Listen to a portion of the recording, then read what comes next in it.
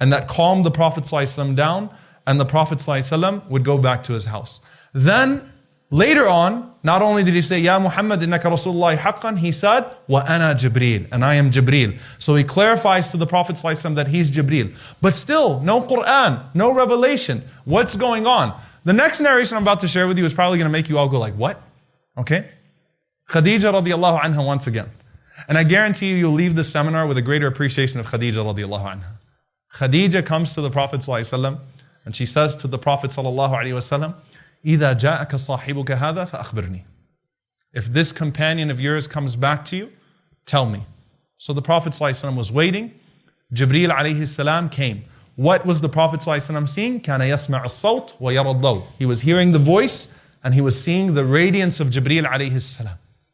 Khadija radiallahu anha said, sit on my right side. So he sat on her right side.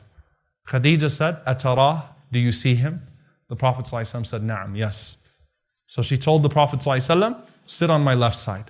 He sat on her left side. She said, Atarah, do you see him? The Prophet ﷺ said, yes. Khala'at khimaraha. She took off her khimar. Now, the hijab back then, there was no legislation of hijab. The women used to wear something on their heads that covered their hair. And it came down, but it didn't necessarily cover this area of their body, their necks, and so on and so forth. So they wore that sort. It was called the khimar. It was called the hijab back then. It was called the khimar back then already. So the narration says, "Khala'at khimara." She took it off. She embraced the Prophet ﷺ from behind him. She put her chin on his shoulder, and she was holding him so close that the Prophet ﷺ was almost in her lap. And she said, "Atara, do you see him?" The Prophet ﷺ said, "No." She said, "Uthbut فَإِنَّهُ مَلَكٌ وَلَيْسَ بِشَيْطَانٍ." She said, be firm, that's an angel, that's not a devil. Now you're reading that narration, you're going, what? What just happened here? What is she talking about? I'll tell you what happened. Khadija radiallahu anha studied the story of Jibreel. Khadija went out and learned about Jibreel alayhi salam. One of the characteristics of Jibreel alayhi salam is his haya, his modesty. Anytime Aisha radiallahu ta'ala anha, later on even in Sirah, when Aisha radiallahu anha was not fully dressed, Jibreel would not come inside the house. He'd call the Prophet ﷺ out of the house. Khadija figured that out. She went and studied that. She's telling the Prophet ﷺ if he was, and the Prophet ﷺ doesn't know what's going on either. Atara, do you see him? Do you see him? She's the one telling him, once again, that's an angel, that is not a devil. Finally then, the Prophet ﷺ was walking once again. And this time, it was not, Ya Muhammad, innaka Rasulullah haqqan. O Muhammad, you're a messenger of Allah in truth. This is the hadith of Jabir in al-Bukhari, that the Prophet ﷺ was walking, and suddenly the Prophet ﷺ looked up, and he saw Jibreel alayhi salam in his full angelic form, covering the space between the heavens and the earth, covering the entire horizon. What does Allah subhanahu wa ta'ala say? ذُو مِرَّةٍ فَاسْتَوَى. He rose, alayhi salatu wasalam. Jibreel alayhi salam rose to the sky and he covered the entire horizon. The Prophet ﷺ saw him with all of his wings, with his full creation. Not only that, what happened next? Right? ثُمَّ دَنَا فَتَدَلَّى. He started to come close to the Prophet sallallahu alaihi wasallam. He was less than 2 bow lengths away from the Prophet ﷺ. Right? He came close to the Prophet ﷺ. And Rasulullah ﷺ fell to the ground. He said that I was so scared that I fell to the ground that he came that close to me. And the Prophet ﷺ went back to his home and he told Khadija radiallahu anha, Zammiluni, dathiruni, cover me, embrace me. And that's when the next revelation came. Ya ayyuhal muddathir, قُمْ فَأَنذِرْ وَرَبَّكَ فَكَبِّرْ وَثِيَابَكَ فَطَهِّرْ. Allah subhanahu wa ta'ala said, "O you who is covered up." SubhanAllah, think about it. The first revelation, the Prophet ﷺ was in the cave. The second time, the revelation came to him while he was in the arms of Khadija radiallahu ta'ala anha. Wrapped up. "O you who is wrapped up, stand up and warn. Stand up and call the people. And declare the greatness of your Lord. Purify your garments. Abandon the idols." Right? This is the first revelation. And subhanAllah, from that moment, Aisha radiallahu anha says the revelation heated up. Meaning what? After that long pause, after Surah Al-Muddathir, came Surah Al-Muzammil, came Surah Al-Duha, so on and so forth. There are multiple surahs that started to come very quickly to the Prophet sallallahu alaihi wasallam. And that's where it starts. The Prophet ﷺ now understands what is happening. The Prophet ﷺ understands he's a messenger of Allah. The Prophet ﷺ is no longer terrified by the presence of Jibreel alayhi salam. It's been made clear to him alayhi salatu wassalam. Now to give you an idea now, what happens when Jibreel comes with a revelation to the Prophet ﷺ? Now we know for the Prophet ﷺ, it was very heavy on him, right? I mean, he would sweat, even on a bitterly cold day. It was rough on him. His body would become physically heavier. I mean, Zayd ibn Thabit says, my leg was under his leg when the Quran came to him one time and I lost feeling in my leg. You know, Rasulullah ﷺ was sitting on a camel when Surah Al-An'am was revealed to him and the knees of the camel buckled. And the Prophet ﷺ got off as a mercy to that camel. So it was visibly rough on the Prophet ﷺ when revelation came to him that way. But how does the process go? Okay, and this is truly fascinating. We know, لو أنزلنا هذا القرآن على جبل لرأيته خاشعا متصدعا من خشية الله. Allah says, if we were to reveal this Quran onto a mountain, you would have seen that mountain crumble. You would see it shake and crumble out of its awe of Allah subhanahu wa ta'ala. It has to come to the heart of the Prophet ﷺ. He has to bear that revelation. But how does this all happen? Rasulullah ﷺ was asked, how does the revelation come? The Prophet ﷺ, he said that when Allah desires to speak the words of revelation, when Allah wills to speak the words of revelation, he says there is a loud noise through the heavens. And he said it's like chains pulling over Mount Safa. Like, I mean, imagine the severity of chains pulling over a mountain. And he said the angels of the heavens are overtaken by it. They're overtaken by it. And Allah speaks to Jibreel alayhi salam. Now, can you imagine Allah speaks to Jibreel directly with the revelation? Jibreel actually gets the Quran from Allah subhanahu wa ta'ala. He hears the revelation from Allah subhanahu wa ta'ala. And when Allah subhanahu wa ta'ala finishes with the revelation to Jibreel alayhi salam, the angels regain themselves. And as Jibreel starts to descend, the Prophet ﷺ said, the angels surround Jibreel and they say, ماذا قال ربك? What did your Lord say? And Jibreel says, الحق الحق وهو العلي الكبير. He's spoken the truth, and He is the Most High and the Most Great. The Prophet ﷺ said all of those angels start to say, Al-Haq, Al-Haq, wa huwa al-Aliyyul Kabir, the truth, the truth. He is the Most High and the Most Great, and they start to descend with Jibreel alayhi salam as he brings the revelation down. And in Surah Al-An'am, the Prophet ﷺ mentioned, Surah Al-An'am of course came in one shot, over 20 pages in one shot to the Prophet ﷺ. 70,000 angels were escorting Surah Al-An'am, glorifying Allah subhanahu wa ta'ala and declaring His praise as it came to the Messenger sallallahu alaihi wasallam. That's the process of that revelation coming to the Messenger sallallahu alaihi wasallam. Not only that, dear brothers and sisters, but you know when you recite Quran, that's the easiest way to get angels to surround you is to start reading Quran. You know why? Because the angels have not been given the gift of the recitation of the Quran. And some of you are like, wait, what? The angels do not recite the Quran. يَسْتَمِعُونَ إِلَيْهِ. They listen to it. There are only a few angels that Allah subhanahu wa ta'ala has actually given the gift of the recitation of it. Obviously, Jibreel alayhi salam and some angels. But for the most part, the angels, they listen to it. So when you start to recite Quran in the Quran al-Fajr, كَانَ مَشْهُودًا. The angels witness that. The angels surround the people as they recite the Quran because they love to hear it since they don't recite it. SubhanAllah. So that's how the revelation comes to the Prophet ﷺ. Obviously, there are numerous ways as to how Jibreel would teach the Prophet ﷺ. And even, subhanAllah, as Jibreel taught the Prophet ﷺ, al-ahruf, the multiple ways of recitation, the 7 ways of recitation. Why? Because the Prophet ﷺ, by reciting those 7 ways of recitation, people would enter Islam very quickly because the different dialects were included in the recitation and all of them were divine. How did that happen? The Prophet ﷺ says in the hadith in Abu Dawood that Jibreel came to me and told me recite the Quran in the recitation that's been given to you. So he said, I started to read. He said, Jibreel was on my right side, Mikael was on my left side. Mikael said, istazidtu, increase him. So Jibreel taught me another recitation. Mikael looked at Jibreel again and said, istazidtu, increase him. So he taught me another recitation. Mikael said, istazidtu, increase him. Until he said it 7 times and the Prophet ﷺ was given 7 different modes of recitation of the Quran. That's how it comes down to the Prophet ﷺ. That's how it was taught to him. And it's truly miraculous and magnificent that the Prophet ﷺ was able to bear that and remember it by the grace of Allah subhanahu wa ta'ala. Now, what are some other ways that Jibreel came to the Prophet ﷺ? He did not stop coming to him in his dreams. So just because he was now manifesting himself with revelation, it does not mean that he stopped coming in his dreams. There are some other ways. In his dreams, he'd come to the Prophet ﷺ sometimes with Mikal. So sometimes the Prophet ﷺ saw Jibreel and Mikal together.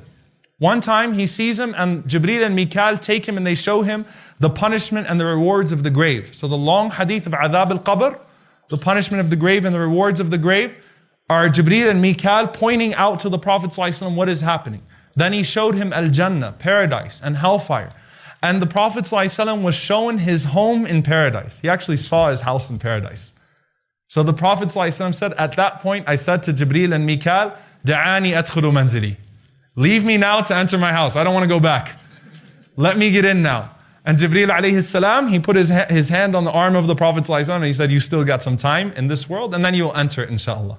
Okay? Another time the Prophet ﷺ said, I saw in my dream Jibreel and Mikal said to Jibreel, give him an analogy. Give him a method. So Jibreel alayhi salam, he said, the analogy of the message or the parable of the message that has been given to you, Ya Rasulullah, is that of a king who conquered a land. When the king conquered that land, he built a house in that land. And then when he built that house, he constructed that house, he spread a table spread with food on it. And he invited whoever wanted to come into that home. Jibreel alayhi salam said, Allah is the king. The land is Islam. The home is Jannah. The food is the food of Al-Jannah. Wa anta ya Muhammad Rasulullah. And you, O Muhammad, are the messenger of Allah. Whoever responds to you has entered into Jannah and will eat whatever they desire of it. So Jibreel and Mikal are explaining to the Prophet ﷺ who he is and actually giving him amthal of what he represents and what his message represents. Other times Jibreel ﷺ came to the Prophet ﷺ with a command from Allah subhanahu wa ta'ala in his dream. So the Prophet ﷺ saw an image of Aisha radiallahu ta'ala anha. Jibreel alayhi salam showed the Prophet ﷺ Aisha for 3 consecutive nights. And he told the Prophet sallallahu alaihi wasallam, هذه زوجتك في الدنيا والآخرة. This is your wife in this world and the next. And Aisha, she used to boast. She used to say, Jibreel proposed on my behalf. Like who else has that distinction? Jibreel came and asked for my hand, right? Subhanallah, Jibreel proposed on her behalf. Sometimes Jibreel just showed him Jannah, random scenes of Jannah. So one time the Prophet ﷺ said, Jibreel came to me and he took me to a palace in paradise. It was so beautiful that the Prophet ﷺ was about to go in. As he was about to go in, Jibreel said, actually, that's Umar ibn al-Khattab's house. So the Prophet ﷺ said, I did not go in because I remembered how jealous of a man Umar is. So I just stayed back. And he narrated the dream the next day and Umar was there and Umar felt bad that Rasulullah ﷺ was too shy to enter his house in Jannah. Like Umar was over the excitement of having a house in Jannah. Like, Ya Rasulullah, like, you think I would stop you from coming into my house in Jannah? Rasulullah ﷺ, he also says, Atani Jibreel. Jibreel came to me and he took me by my hand and he showed me the gate of my ummah that will enter, or the gate of Jannah that my ummah will enter through. So the Prophet ﷺ, as he's narrating that dream, Abu Bakr starts crying now. Rasulullah ﷺ said, why are you crying? He said, Ya Rasulullah, I wish I could have been with you to see that. Rasulullah ﷺ grabbed the hand of Abu Bakr and he said, Ya Abu Bakr, you and I will enter Jannah like this. You're good. It shows you where the Sahaba were as well. They weren't like, what did it look like? What happened here? They were concerned about themselves. They were concerned about their salvation. They were concerned about pleasing Allah and the Messenger sallallahu alaihi wasallam. So the dreams continued.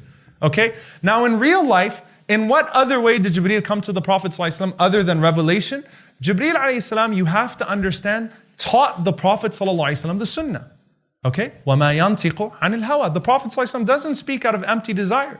So Hassan ibn Atiyya radiallahu anhu says, كان جبريل ينزل بالسنة على النبي صلى الله عليه وسلم فيعلمه إياها كما يعلمه بالقرآن. Jibreel used to come to the Prophet ﷺ and teach him the sunnah the same way that he used to teach him the Quran. So every hadith that you hear is from Jibreel ﷺ teaching the Prophet ﷺ as well. So he still teaches him the sunnah. Not only that, he stands with the Prophet ﷺ and he even qualifies statements of the Prophet ﷺ. So Abdullah ibn Abi Qatada radiallahu anhu says, before the battle of Badr, the Prophet ﷺ was speaking to us, he was giving us a sermon, And we said to Rasulullah sallallahu alaihi wasallam, Ya Rasulullah, if we go out in Badr and we lose everything, and we die in that situation, will we be forgiven for all of our sins? The Prophet sallallahu alaihi wasallam said, Na'am, yes. As soon as he said it, he said, Hada Jibreel. This is Jibreel. يقول إلا أن يكون عليك دين. He says, unless you have a debt to pay. You've got to pay your debt first. One time the Prophet ﷺ was with the companions in the masjid. Suddenly he took his shoes off to pray. Now realize, the masjid of the Prophet ﷺ was dirt. Don't go walking into some masjid now with your shoes and be like, hey, it's sunnah. It was dirt. Okay, so yeah, they wore their shoes when they prayed. Rasulullah ﷺ took off his shoes and started to pray. When he finished praying, he realized all the Sahaba took their shoes off. So the Prophet ﷺ said, why did you all take your shoes off? They said, we saw you take your shoes off.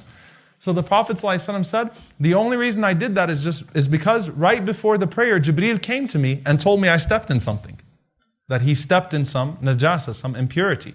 So Jibreel is with the Prophet ﷺ on quite a frequent basis.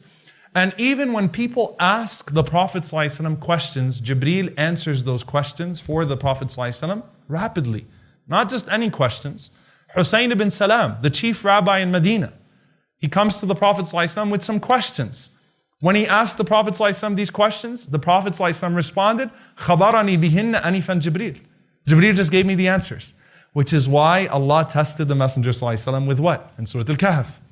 To teach him to say, Insha'Allah, when Allah wills. Because the Prophet ﷺ became accustomed to getting asked a question, Jibreel gives him the answer. So the Prophet ﷺ was taught that it comes from Allah subhanahu wa ta'ala. And finally, in this regard, Hadith Jibreel. When I told my mashayikh, when I told my teachers that I was going to teach Jibreel, they were like, oh, mashallah, Hadith Jibreel. I'm like, no, Jibreel. Like Seerah Jibreel. They're like, what are you talking about? There's no book. Why would you teach the Seerah of Jibreel? I'm like, well, it's different. Because Hadith Jibreel is the first hadith you learn when you study. It really is. It's the most important hadith in Islam. It is, by consensus of the scholars, the most important hadith of Islam. It's been narrated by multiple companions with greater context from some of the narrations. The most detailed one is from Abu Dharr radiyallahu ta'ala anhu. Abu Dharr says, we used to sit with the Messenger sallallahu alaihi wasallam, and when someone came from outside, they didn't know who amongst us was the Prophet of God. Why? He dressed like we dressed. He sat on the ground like we sat on the ground. He distinguished himself only by his manners. Even when the Prophet ﷺ did the hijrah, when he migrated to Medina, the Ansar didn't know which one was the Prophet ﷺ. Was it him or Abu Bakr? So they're just waiting to see some form of indication as to which one's the Prophet ﷺ. So Abu Bakr took something, a cloth, and he did this. So they all charged the Prophet ﷺ. They didn't know who he was when they came. So outsiders would come expecting to see this powerful man, right? That's sitting on a throne while everyone else sits on the ground. They just saw him sitting with everyone else on the ground. So Abu Dharr says, we insisted the Prophet ﷺ sits on a chair. He refused. Then Abu Dharr says, what we did instead was we pushed the dirt together until we made a mound so that he's still sitting on the ground, but at least when someone comes from outside, they know who he is. He said, the Prophet ﷺ accepted that. When we did that, Abu Dharr says, one day we were sitting, and he said, we used to wait for people to come and ask the Prophet ﷺ questions that we were too shy to ask him, and we would listen to the answers. So one day we're sitting, and suddenly a man appears. And this is how he describes him. He says his thobe was extremely white, not wrinkled. And having an extremely white thobe while walking in the desert of Arabia is a pretty tough task. Okay? No wrinkles, no dirt on it. His hair was exceedingly black. And he said that he smelled amazing. He had the best smell that we'd ever seen. And he said the most perplexing thing about this man, he wasn't a resident because he didn't live amongst us, but he had no signs of travel on him. I mean, he looked as fresh as they come. They didn't have first class travel back then. You don't get off a plane and look fresh if you come off of first class and look miserable if you come off of coach, right? This is the desert of Arabia. So we're looking at this guy, no bags under his eyes. He looks really, really clean, really, really good. And we have no idea who he is. And Abu Dharr says he resembled Dihya.